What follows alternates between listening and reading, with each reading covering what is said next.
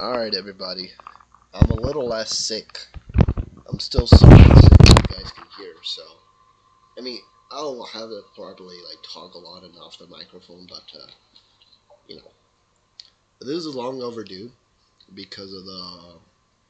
Because I really wanted to trade with Matt, but, since he didn't stream today at all, I'd say now's the time for me to go back to hunting on Pokemon Leaf Green. Oh, I can just do this. I didn't know I could toggle it on and off from the mixer. Alright. Okay, that's better. Yeah. We're picking it back up.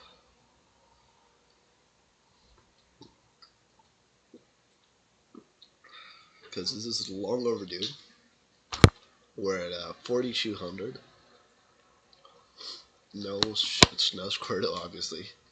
And just so you guys really can, you know, I got 75 hours in this game, and I haven't even gotten my starter. A lot of these hours are inflated, but yeah, as you guys can hear, my nose is still fucked. You can see that my nose is fucked, but yeah.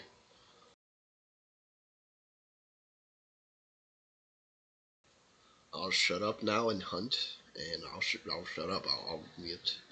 But in case I wanna add anything, I'll unmute myself at any given time.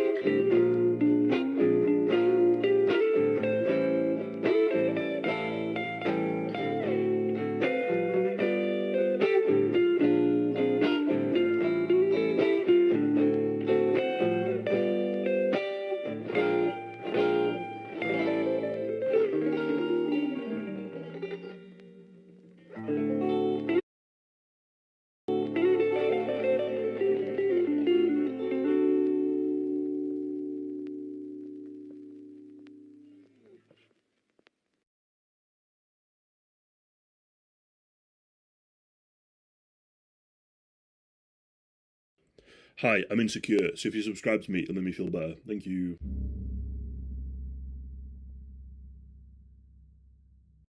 This case takes place in the USA in the year 1979. July 17th, 1980, deep in the woods in Alaska, just near the Eklunta Lake, a crew of electricians were walking along a remote power line trail. Their job was routine, but what they found buried beneath a thin layer of dirt was anything but. A woman, no ID, no name, just red boots, handmade jewellery, and the marks of a violent end. This is the case of Eklunta Annie. In the late 1970s, Anchorage, Alaska was a boomtown with a dark underside. The Trans-Alaska Pipeline had recently been built, bringing an influx of workers and money into the city, which then created a rowdy nightlife.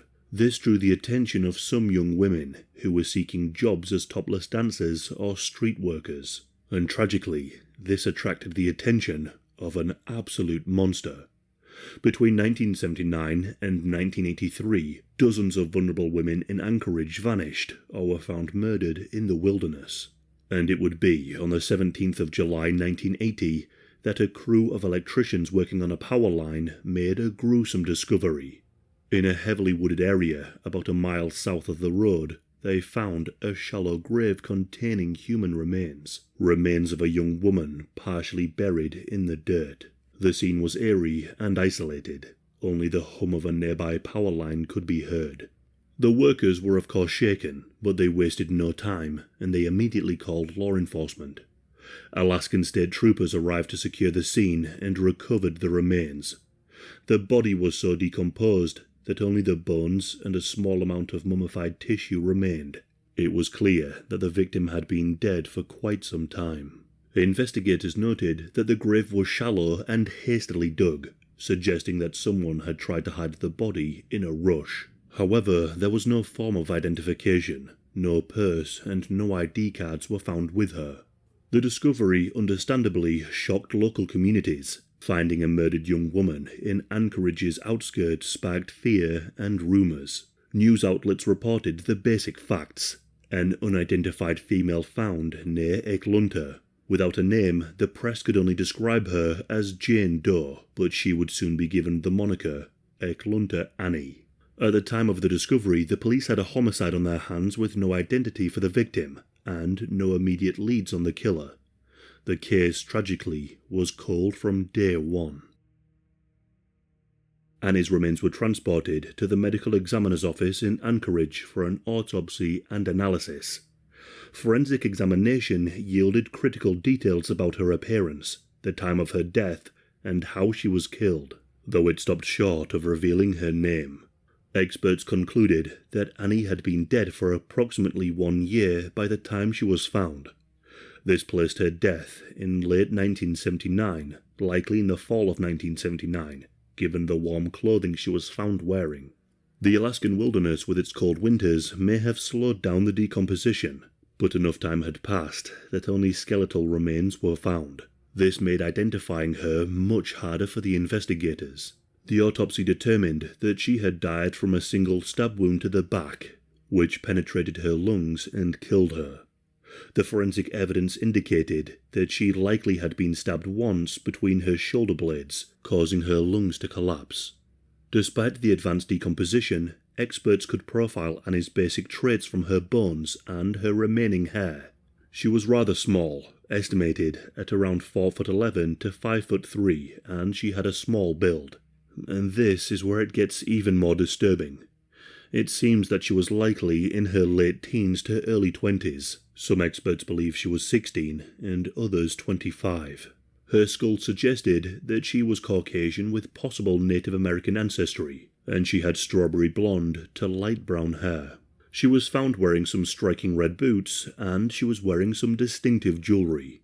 A handmade metal bracelet with 3 turquoise stones, a necklace made of shell beads, a ring carved from white shell, and gold twisted hoop earrings.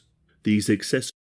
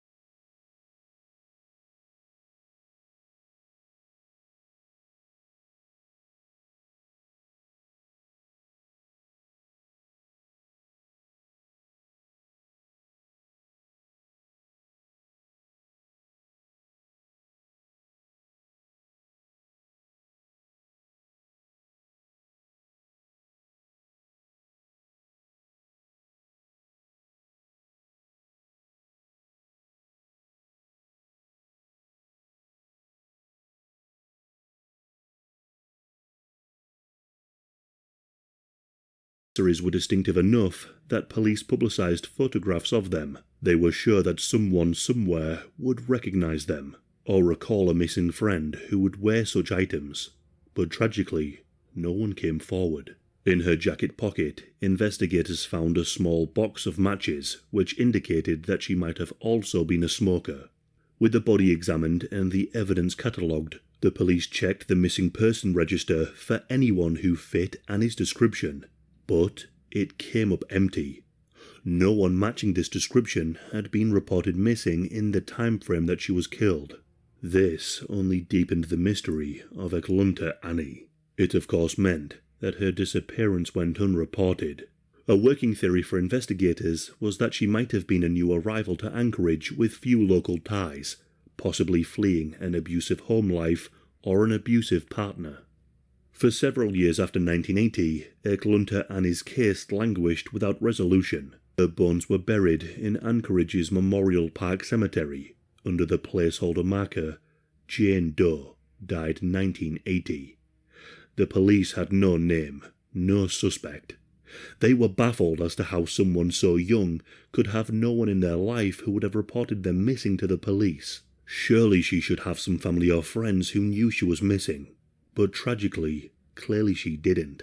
But in 1983, a dramatic turn of events brought her case back into focus. That year, the serial killer behind the despicable string of deaths was caught, and he would eventually admit to killing the girl found near Eklunta Lake. In 1983, a killer was caught, Robert Hansen. In June of that year, a 17-year-old girl named Cindy Paulson escaped from Robert in Anchorage, and how she escaped was nothing short of incredible. Cindy Paulson was working the streets near downtown. She was the kind of girl who Robert Hansen hunted. But Cindy was different, as she would be the one to survive him, and she would end his reign of terror. She was young, tough, and street-smart, but nothing could prepare her for the man who pulled up beside her that night. A quiet man with glasses who said his name was Bob offered her $200 for a quick job. This was more than usual. She hesitated, but then got into the car. What she didn't know was that Robert Hansen had already picked out her burial site. The moment the car doors locked, the tone changed. He pulled out a gun and drove her to a small, ordinary-looking house. His house. Once inside, he took her to the basement. That's where he chained her by the neck to a post in the centre of the room. Hansen then tortured her and forced himself upon her. After doing this, he began to pack. He packed rope, a hunting knife, and a rifle. She asked him what he was doing, and he told her, "We're going flying. I've got a place I want to show you." By morning, he loaded her into his car. She was still handcuffed, still terrified. He drove her to a small airfield in the middle of Anchorage. Cindy watched as he began loading a small bush plane. She didn't know exactly where they were going, but she was sure of one thing. If she got on that plane, she would never come back. As Hansen bent over the cockpit, checking the gear and preparing for takeoff, Cindy bravely made her move. She ran. Barefoot and handcuffed, she ran across the tarmac and the gravel. She was able to get away. And as luck would have it, a man driving a pickup truck spotted her, screaming and waving. The man stopped, and he let her in. She begged this man not to take her to the police. She was scared that she would get into trouble for her lifestyle. So instead, he dropped her off at a nearby motel, the Mush Inn, where she called for her boyfriend. But the driver, he called the police. An officer then made his way to the motel. He found Cindy hiding under a blanket in one of the rooms. She was still in handcuffs and still shaking. She then told him everything. The chains in the basement, the knife, the airport, the plane. She even described Hansen's house, his car, even the interior. And it all checked out. Robert Hansen was then arrested. When the police brought him in for questioning, he denied everything. He said that Cindy was lying, and that she was trying to extort him because he refused to pay her. He appeared to be calm, and he appeared to be collected, and so he was free to go. However, eventually, her testimony, along with other evidence, finally cracked open the secret of who had been hunting women around Anchorage. On the 27th of October 1983, police arrested Robert Hansen on multiple charges. So, who was Robert? Robert was an experienced hunter who lived a double life. By day, he ran his bakery business, and by night, he became a predator. By all accounts, he wasn't the kind of man you'd cross the road to avoid. He wasn't loud, and he wasn't menacing. He ran a bakery, he was a father, and he was a quiet man who stuttered when he spoke. He had 2 children with his second wife, Darla Hansen. The family lived together in Anchorage during the years he committed these crimes. Darla was reportedly unaware of his double life. His wife and children were often away visiting relatives or out of state, which gave him the perfect opportunity to abduct and kill without them knowing. For over a decade, he hunted women through the Alaskan wilderness. His victims were dancers, workers, and runaways. Women who were vulnerable, women no one looked for if they went missing. He'd drive through Anchorage's red light district, looking for his next target. Sometimes he posed as a customer, sometimes a photographer. He promised them safety, money, even modeling gigs. If a victim said yes, if she got into his car, her fate was already sealed. He'd take the victims back to his house, a plain, quiet home in a neighborhood called Muldoon. Always, of course, when his family were away. Down in the basement, behind the walls of a normal suburban life, was his real world. There he kept his tools, a chain bolted to a wooden support beam, a hunting knife, a rifle, and trophies. He kept earrings, driver's licenses, necklaces, tiny pieces of the women that he destroyed. If the victim didn't fight, she lived a little longer. Hansen would wait until morning. Then he'd drive his victims to a small airstrip in the middle of town. This is where he kept his pride and joy, a 2-seater Super Club bush plane. He would then fly himself and the victim into the wilderness. Vast stretches of untouched forest. No roads, no help, no mercy. No one would hear them scream. Once they landed, he would let the victim out. Sometimes he'd give them a head start, sometimes he would taunt them. He would then stalk them through the trees and marsh, waiting for a moment they stumbled, cried, or begged. After killing them, he would then return to Anchorage, bake bread and cakes, and spend time with his family. No one suspected a thing. Hansen's crimes earned him the moniker the Butcher Baker, and he would eventually confess to killing these women. It's believed that he murdered around 17 to 21 women in this way. He eventually showed the authorities where many of his victims were buried. During an absolute marathon investigation in 1984, Hansen provided the chilling details of his crimes, but then he was asked about the mystery of Eglunta Annie, and he admitted responsibility. He told the police that he had killed her. Hansen confirmed that Annie was his victim, the very first one he ever killed. Hansen recounted the murder with disturbing clarity, and his story matched the evidence from Annie's remains, lending credibility to his account. According to Robert, sometime in late 1979, he encountered Annie. Tragically, he could not recall her real name, which shows how little he thought of his victims.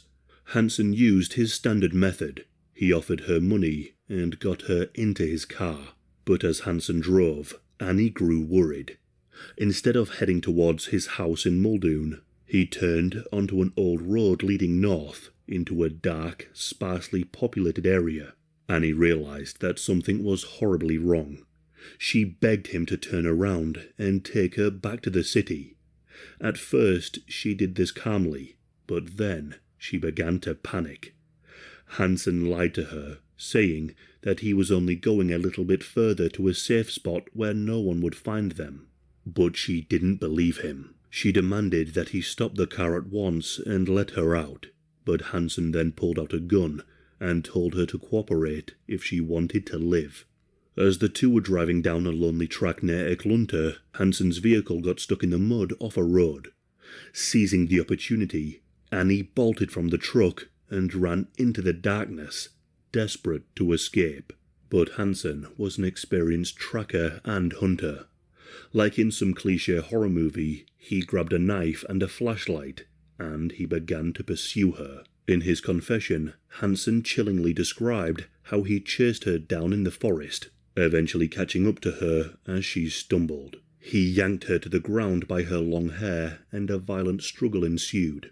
At one point, she managed to pull out a knife from her purse to defend herself, but Hansen was able to overpower her. He then stabbed her one single time in the back as she lay face down, exactly as the autopsy had indicated. Hansen recalled that as he plunged the blade into her back, Annie screamed, "Please don't kill me." He said that these were her final words before she was killed. The attack punctured her lung and she quickly succumbed to her injury. Robert Hansen had committed his first known murder. He dragged her body back to an area near the power line and hastily dug a shallow grave to hide her. He was satisfied that the remote location would keep her concealed, and so he left the scene. Annie's remains lay in the grave through the winter snows and the spring of 1980, until the work crew uncovered her by chance. With Hansen's admission in 1984, authorities finally knew how Annie had died and who killed her. But still, they had absolutely no idea who she was. Hansen was convicted of multiple murders. He was given a life sentence, plus 461 years in prison. He died behind bars in 2014, never having provided any further insight into Annie's identity. For law enforcement, a frustrating reality remained. Closing the case on the murder did not close the case on the victim's identity. The file on Annie stayed open as Jane Doe Investigation, the oldest such case in Alaska. As one cold case investigator later said, solving who she is became a matter of justice and equality.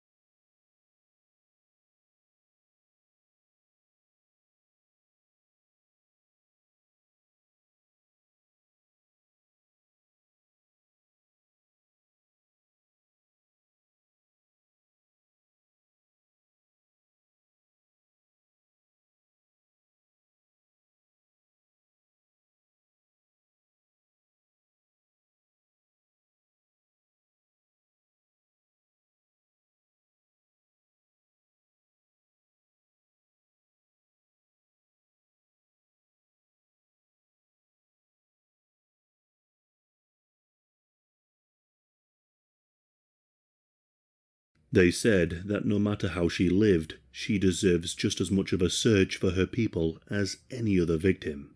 In Alaska, the tale of Annie has become one of the state's most infamous true crime mysteries, and the public's response has been one of enduring empathy. Strangers still bring flowers to her simple grave that just reads, "Jane Doe died 1980, and locals still occasionally pause by the bronze plaque. In the last few years, there have been some efforts to finally put a real name to Annie, A 2020 forensic facial reconstruction of Annie was created based on Annie's skull. This updated composite image was released to the public 41 years after her death, with the hope that someone might recognize her face. The portrait shows a young woman with light brown hair tied back with a subtle, haunting gaze. This 2020 image was widely circulated on social media. It was shared hundreds of times online in just a matter of days, and local news ran segments on Annie's cold case with the new look. But tragically, no identification came. Over the years, a few tips have trickled in, but so far none of them have panned out. Amateur investigators share their research. Investigators hope that someone somewhere who knew a girl who went to Alaska and never returned might make the connection upon seeing the composite, but as more time passes, that possibility dwindles. Investigators believe that Annie may have been one of the many young women who drifted into Anchorage's nightlife, far from family and unlikely to be immediately reported missing. She might have left behind a family who never knew of what became of her, possibly assuming that she chose to live a new life in Alaska and ran away. It's tragic to think that there are people out there who could go missing and no one cares to check on them. As of 2025, Eklunta Annie remains unidentified but not forgotten, and this is a story that won't truly end until we can speak her real name and tell her full story. In the meantime, her case serves as a reminder of the many, many nameless victims of crime and the enduring commitment to identify them. Hopefully someday soon, through science or luck or even both, Annie will finally be given a real name, and the final chapter of her story will be written.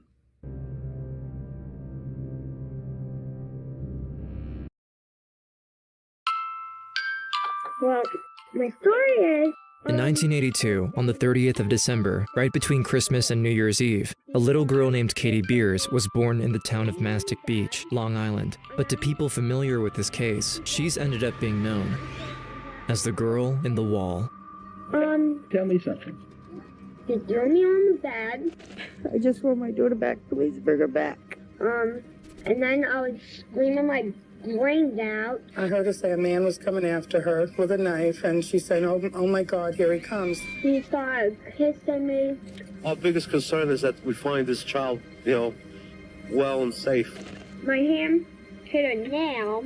The last time I seen her was when she was walking towards the machine. I started getting scared. Then he locks me in that little cubby hole. Kidnapped, assaulted, trapped, and chained up, 9-year-old Katie Beers was abandoned by her mom, then used as a slave by her godmother and her sexually deviant husband, before eventually getting kidnapped and trapped in an underground dungeon. For over 3 weeks, the Long Island police dug deep into this menagerie of characters, each more suspicious than the next, in hopes of getting their hands on the captive 9-year-old. She's behind the wall. If she's behind the wall, she's not alive. But to their surprise, she was already at it. She knew how to save herself. She tried every strategy she could to make him change his mind and ultimately prevailed. This little girl at 10 years old changed a kidnapper's mind. In the small hamlet of Bay Shore, Long Island, busy little girl Katie is living a Cinderella-like existence. Since her mother abandoned her, she has been enslaved by her godmother, Linda, and her husband, Sal. I was their servant, whether it was to do the laundry, to clean the bathrooms, to cook dinner. That was my purpose to her growing up. I was pretty much her slave. But her service to Linda was the least of her concern, since the real monster in that house was none other than her own uncle. From the time that I was 2 years old, I was sexually abused by my godmother's husband. When she was 7 years old, Katie had enough, and she tried to tell her godmother the truth about her husband, but her reaction only made it worse. She told me that I was a liar and to get out of her face. Katie wasn't allowed to attend school and grew up completely isolated. The only friend she had was John Esposito, the typical family friend. But to her, their relationship was special. I really didn't have any friends my own age. I think in my childhood, the thing that probably made me the happiest was when I got to spend time with John. I would say I loved him. He was always a confidant, somebody that I would trust. Amid all of the abuse she already had to go through, Katie's life was about to take a turn for the worse. 2 days before my 10th birthday, I was abducted. On that day, Katie was left with John, and together they went to Spaceplex, her favorite place in all of Long Island. At Spaceplex, you could ride motorcycles, shoot baskets, or even ride a dinosaur. For my 10th birthday, it was going to be just Big John and I. John was nicknamed Big John by the local kids because he was a well-known member of the Big Brother Big Sister program. Whenever we would go to Spaceplex, I was happy. There was never really a care. There were kids running all over the place. But her birthday would soon turn sour, as the worst thing that could ever happen to a child came to be. It was a man kidnapped me and he had a knife.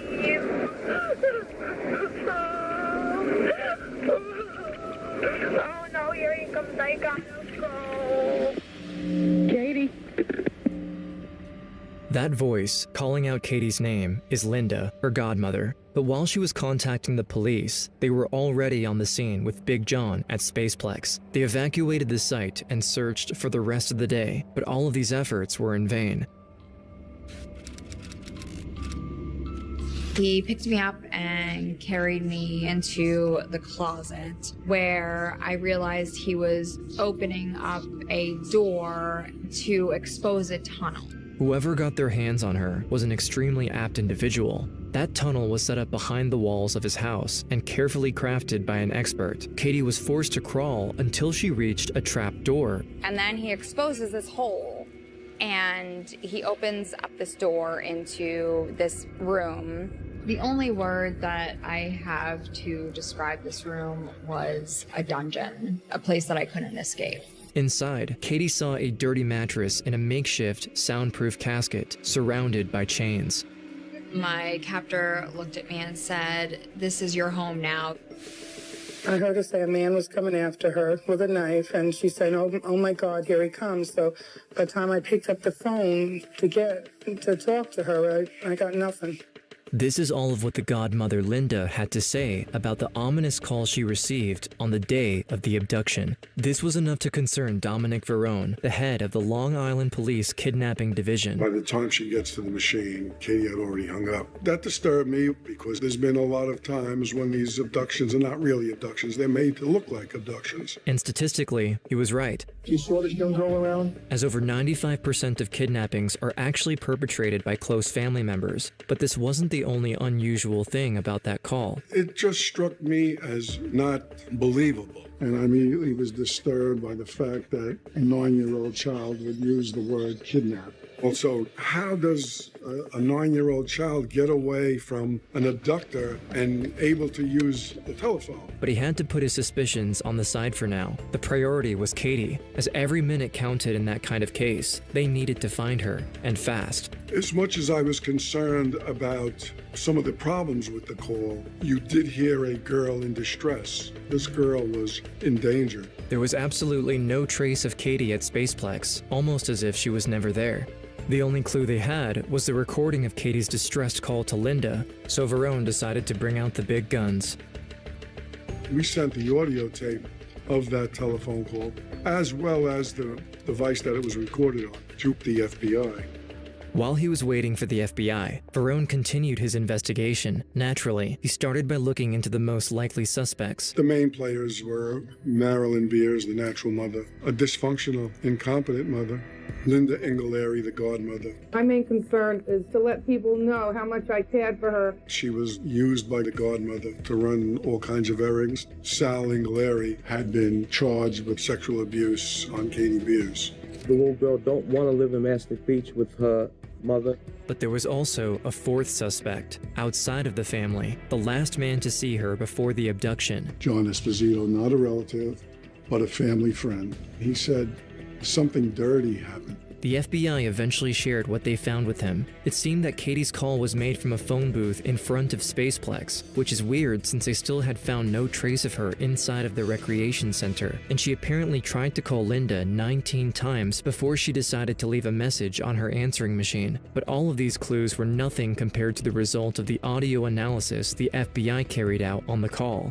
I never forget the call I got from the scientist at the FBI lab who gave me the next bit of breaking news. It wasn't actually Katie who broke free and made that call. It was a recording. It was someone who tape recorded Katie and wanted us to believe, or it to seem, that the call came from that telephone booth next to Spaceplex. The detective was starting to put the pieces together, and it became evident that the culprit fooled them all. The kidnapping of Katie has been used as a front to something far more sinister. The phone call was a scripted plot by an individual to make us think that Katie Beers was abducted. Back at the dungeon, Katie knew what was going to happen and decided to fight as hard as she could. She noticed the door of the casket was loose and went at it. Eventually, I had kicked it long enough and hard enough that snapped, and I was able to kind of safely exit. To her, this was such a breakthrough. She thought she may finally be able to find a way to escape, almost forgetting that the casket was, itself, inside of the dungeon. Then I had nowhere to go. I remember trying to go on the shelf and see if there was anything there that I could use for some sort of self-defense. And there were a bunch of keys up there. So unknowingly, I grabbed one of those keys and hid it underneath the mattress. Before she had the chance to try to come up with a way to confront him, she heard him coming. It was too late now, as the footsteps started to get louder and louder. As soon as he came down, he saw the door open, and he then raped me for the first time.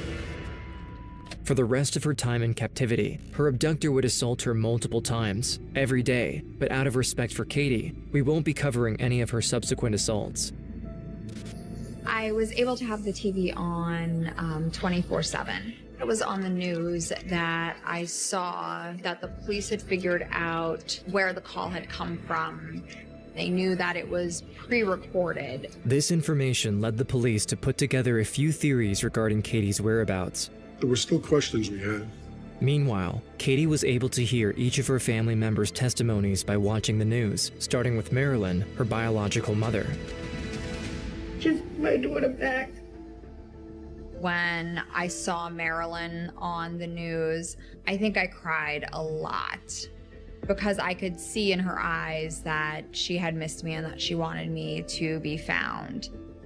That gave me some relief and some hope. Her mother was convinced that Linda and Sal were behind the kidnapping because they lost her custody after she filed charges against Sal for Katie's sexual abuse. Our biggest concern is that we find this child, well and safe. When Sal, my godmother's husband, was on the news saying that he wanted me to be found, I was angry. If anyone had motive for her to be abducted or murdered, it was he who faced serious criminal charges for sexual abuse. But Verone wasn't so quick to jump to conclusions, as he also had good reasons to believe that not only Marilyn could be the culprit, but that she may also have tried to frame someone else for her alleged crime. Her mother, Marilyn Beers, and Little John, Katie's brother, became aware of what was going on with Katie, and there was ample motive that they may set up an abduction just to get her away from a bad situation. They'd be able to walk her out, have Katie make the phone call, tape record it, put it right there, and leave John Esposito holding the bags. After a while, the investigation into the family members wore down. Each and every one of them had solid alibis, and no clues were discovered at any of their residences, so the police started to look into the last man on the list, the most unlikely suspect. The investigators retraced John Esposito's footsteps, but it was 30 minutes to an hour that we couldn't fully explain and appreciate. We obtained a search warrant and did a full inspection of John Esposito's residence, but there was no evidence of a crime. The background check came in the next day and turned out to be extremely suspicious. Once they contacted the Big Brother Big Sisters Association, the program the suspect proudly claimed to be a member of, they learned the dark truth about Big John. John Esposito painted himself as a big brother Detectives discovered that he tried to join that organization, and they did a background investigation on him. We learned that he had been involved in abduction of a 7-year-old child 15 years prior to Katie's disappearance, and they ruled him out as being a big brother. We were ramping up the pressure on him, following him wherever he went. This caught the attention of the media, who also started to scour around his house. Police searched Esposito's property, the main house and the converted garage out back where he actually lived. I knew that the #1 suspect was Esposito. I could see the news was camped out in front of his house. And if you haven't guessed yet, the kidnapper was, in fact, John Esposito, aka Big John. All along, the man Katie called her best friend was actually planning and scheming until the day he finally kidnapped her.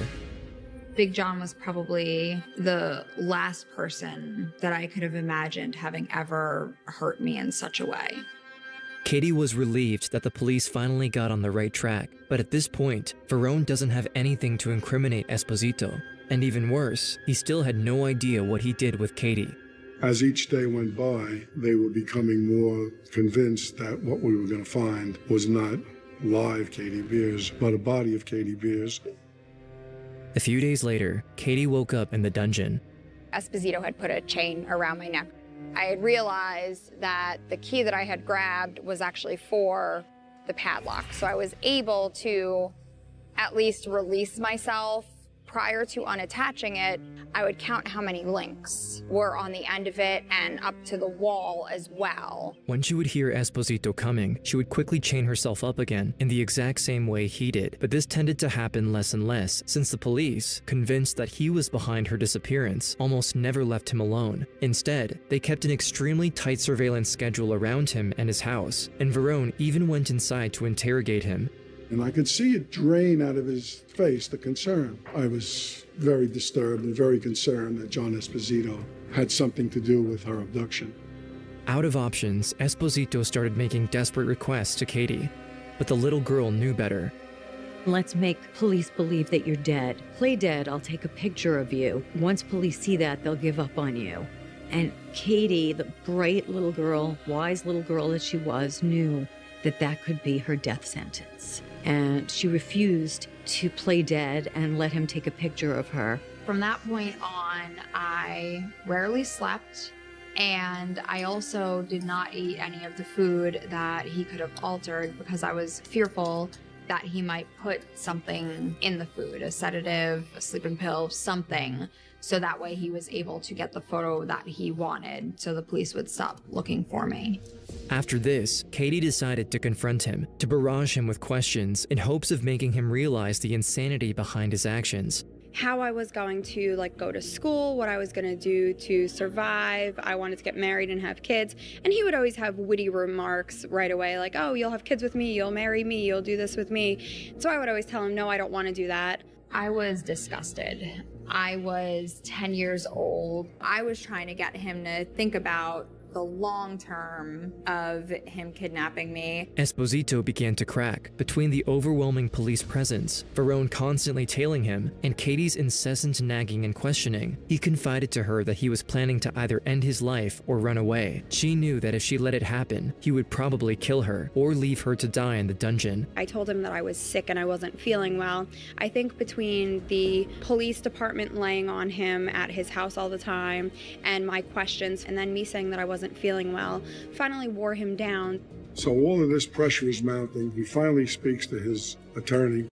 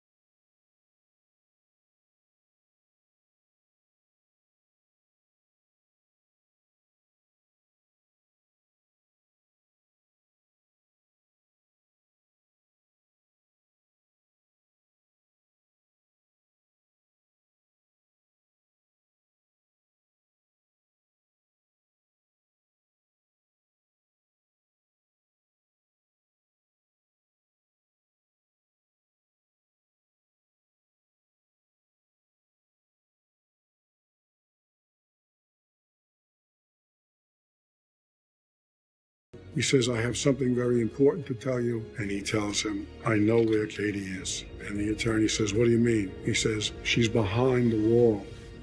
And this is where Verone and everybody else involved in the case understood that John Esposito wasn't your usual kidnapper, but an actual mastermind. Esposito escorted police and the district attorney through all the steps of unearthing the dungeon, and police watched incredulously as he went through this 30-plus step process of revealing the dungeon that he had built. There was a bookshelf with wheels on it, and you'd have to pull that out. And then there was vinyl laid on the floor, and you pulled the vinyl back. And then there is a 200-pound concrete block that's there. And you had to know to go into the garage and get this block and tackle, to hook it in the ceiling, to hook it into the 200-pound block, and then raise this block up. And then you drop down about 7 foot into this underground chamber.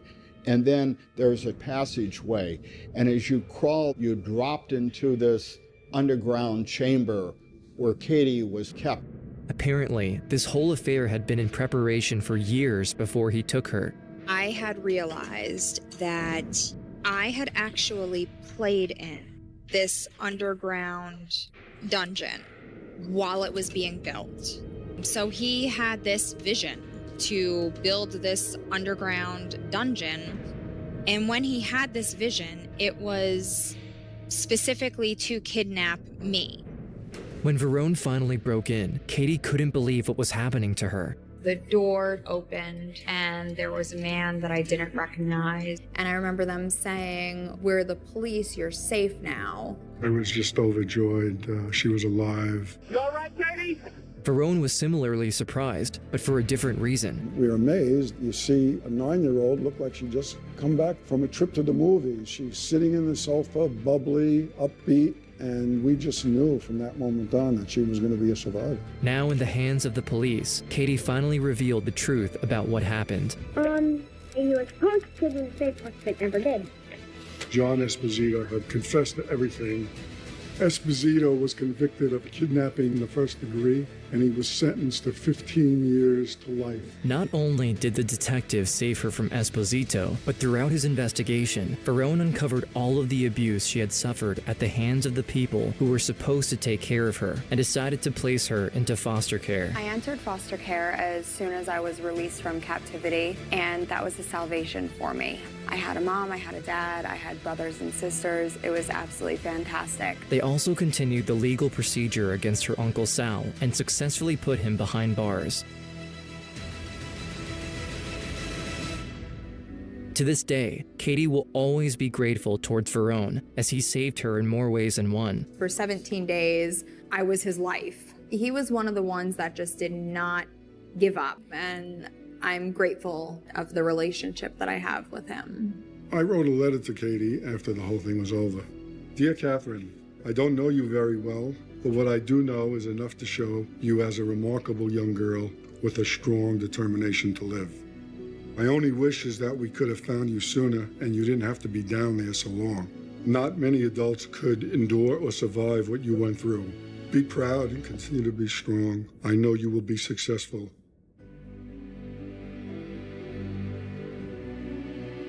In the end, she was a true survivor, refusing to let her past bring her down. Instead, she achieved everything she ever hoped for. My life is exactly what I had always wanted. 2 parents who love me, and a husband and 2 kids, and a wonderful family. I'm tearing up. He tried to trap and use her, but she liberated herself. Today, she is a best-selling author and works with the National Center for Missing and Exploited Children. I think the best part of my story is knowing that you can recover and you can persevere, and your life is 100% what you make it to be. She wants every survivor of any kind of abuse to know that they are more than what happened to them. I was determined to not let my childhood traumas come into my adulthood. They've shaped me to who I am, but they don't define me.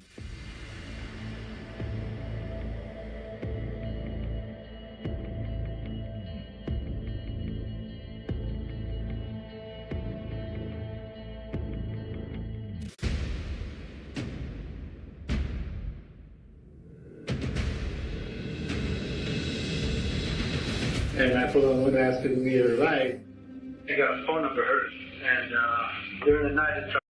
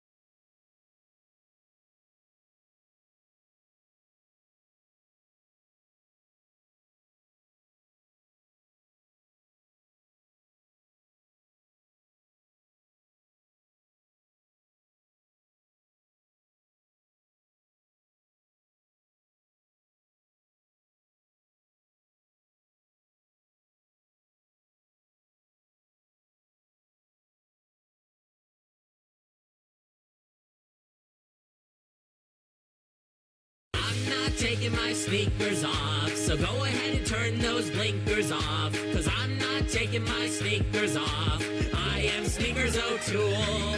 People see I got my shoes on and they're turning heads, dropping dead when they see me and this virgin's next. So while you're watching cartoons as you're merging left, I'm taking my clothes off in your mother's bed. You're calling me ugly? It's never been more clear that disses in the mirror are closer than they appear. You drive in that car to pretend that you're cool, cause you're a low mobility, no purpose vehicle. Ignorant, reckless, egotistical menace. Side view mirror's not the only reflection you should be checking. You're watching Madagascar, now you're left with the crash car. I'd rather be run over than listen more of your ass bars. Watching all that slop, your brain's in constant decay. A hit and runner that didn't hit, so you should run away. Cause I ain't afraid to stomp on you, don't be mistaken me. You can't make me take them all, let alone take on me. I'm owning you so hard when I'm spitting this fire that you'll be singing praise for me like home and choir. Made him look like a fool, I didn't take my sneakers off, I'm still Sneakers O'Toole.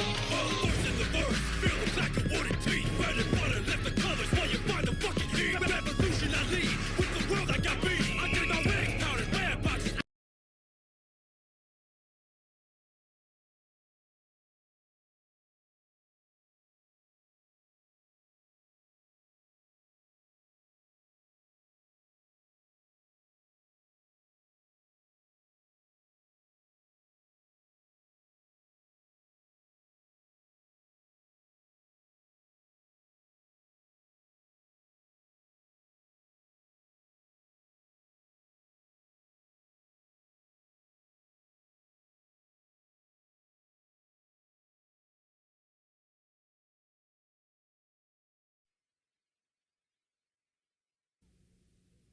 Whoa, dude, Seal Award is hot. Yeah.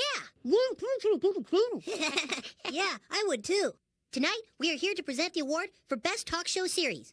Hey, wait a minute. What? This doesn't look anything like last night's Cable Ace Awards. Everything's all fancy. That's because we were on last night, Cartman, when they did the non-televised awards for little unimportant shows like ours. What do you mean? Why were we on last night? Dude, it was the same as tonight, except that we had general admission seating and had to pack our own dinners. Yeah, and instead of an actual award, people received a $5 gift certificate at Roscoe's Chicken and Waffles.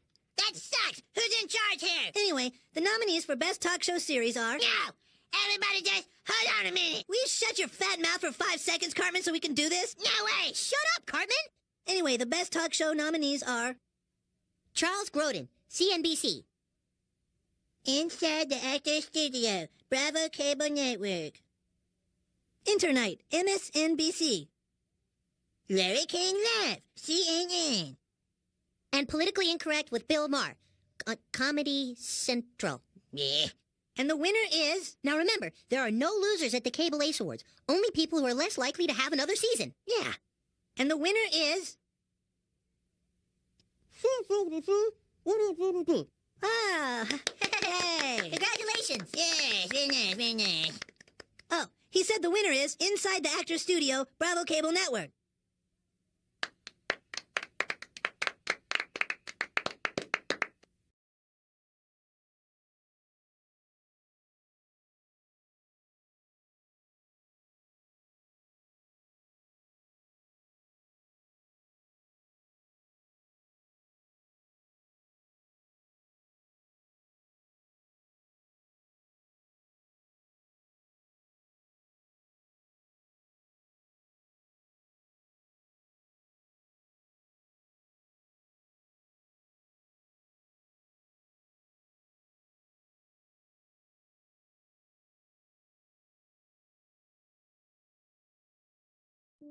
According to statistics provided by NamUs, around 600,000 people are declared missing in the USA every year.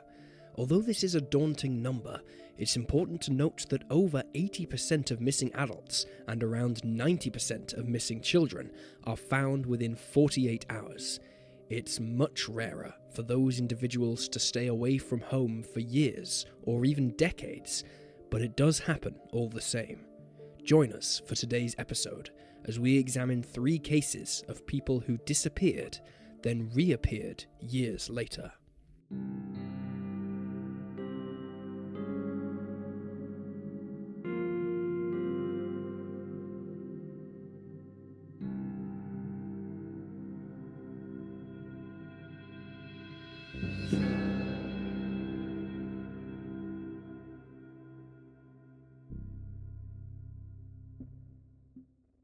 Jacqueline Rains Crackman and Melvin Uphoff.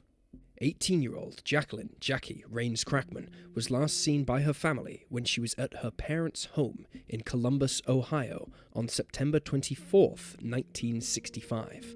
That day, she left her 2 children in the care of her parents because she was going to attend a wedding in Glenwood, Iowa with her roommate. But Jackie never returned to collect her children. Before long, her parents discovered that Jackie's roommate had returned from Iowa, but when they spoke with her, she revealed that she had dropped her friend off somewhere, but would not say where.